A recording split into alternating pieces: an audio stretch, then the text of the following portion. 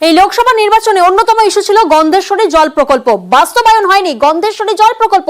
আর এবার বাঁকুড়ায় প্রাক্তন বনাম বর্তমান সাংসদের কথা বলছি। বাঁকুড়ায় প্রাক্তন সাংসদ বনাম বর্তমান। লোকসভায় অন্যতম ইস্যু ছিল গন্ধেশ্বরী জল প্রকল্প। নথি হস্তান্তর করে প্রকল্প চালুর চ্যালেঞ্জ। বর্তমান সাংসদকে চ্যালেঞ্জ প্রাক্তন সাংসদের।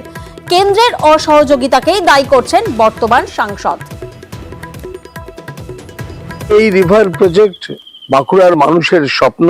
এই সম্পর্কিত বিষয়ে রাজ্য সরকার কোনো তথ্য আমাকে দেয়নি। তা সত্ত্বেও সেন্ট্রাল ওয়াটার কমিশনের কাছ থেকে সমস্ত তথ্য আমি নিয়েছি। তিনখানা ড্যাম তৈরির প্রপোজাল। রাজ্য সরকার তার যে পলিসি প্যারালিসিস, তার কারণে এটা হচ্ছে না। নতুন সাংসদ তিনি আমাকে ফোন করেছিলেন। আজকে এই পুরো কাগজ সব আমি ওনাকে হোয়াটসঅ্যাপের মাধ্যমে হস্তান্তর করছি। এটাও একটা চ্যালেঞ্জ যে পশ্চিমবঙ্গ সরকার এটা করতে পারবে কি না।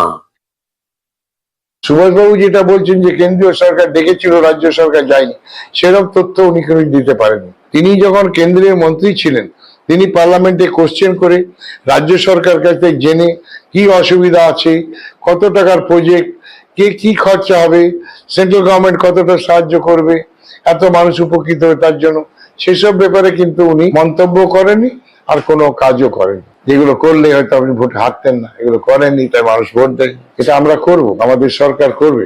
আমি মুখ্যমন্ত্রীর নজরে ব্যাপারটা আনবো। একদিকে যখন প্রাক্তন বনাম বর্তমানের তরজা চলছে, তখন অন্যদিকে কৃষকরা তারা তো ভুগছেন।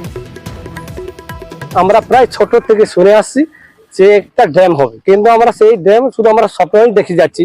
সে কবে হবে, কখন হবে তা আমরা জানি না। প্রাক্তন সাংসদ সুভাষ সরকার এসেছিলেন, আমরা আশাবাদী, কিন্তু যতদিন না শুরু হচ্ছে এটা আমরা কিন্তু দ্বিধায় থাকছি আর কি।